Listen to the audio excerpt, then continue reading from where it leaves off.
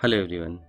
As we all know that cornea is very precious for us and the patient, and any kind of eye surgery give stress to the cornea.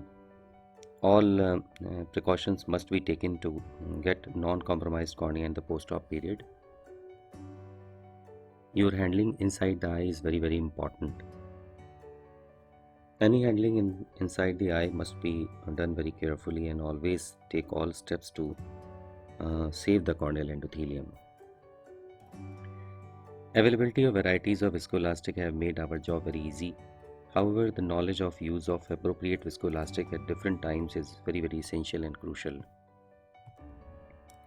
I was operating an old lady of more than 90 years with the compromised cornea.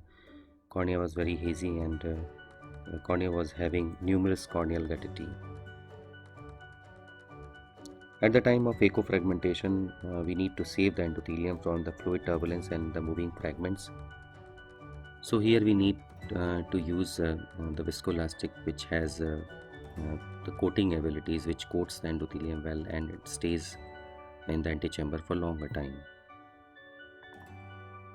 This is the time where you can use a combination of sodium chondroitin and sodium hyaluronate.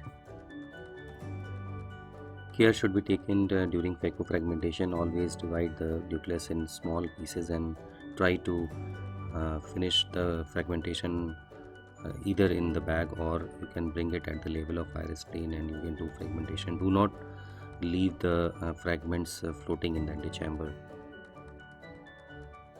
If you are staying for the longer period in the antechamber, you can stop the surgery and you can refill the antechamber with viscoelastics. Presence of viscoelastic supports the iris tissue and also helps maintain the pupillary dilatation.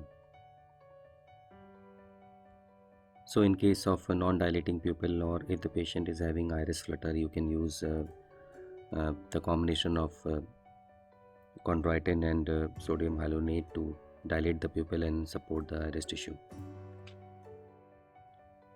Even before starting irrigation and aspiration, it is advisable, if cornea is compromised, then you can again fill the viscoelastic in the antechamber, and so that you can minimize the endothelial injury from the fluid turbulence.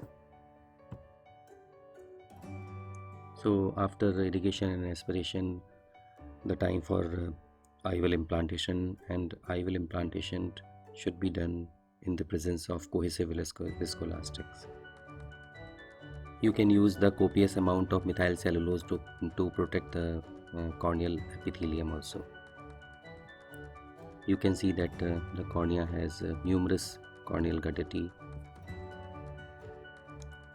This type of compromised cornea obviously needs our gentle care, our wise use of right viscoelastics at the right time, and gentle and careful maneuvers can protect the cornea.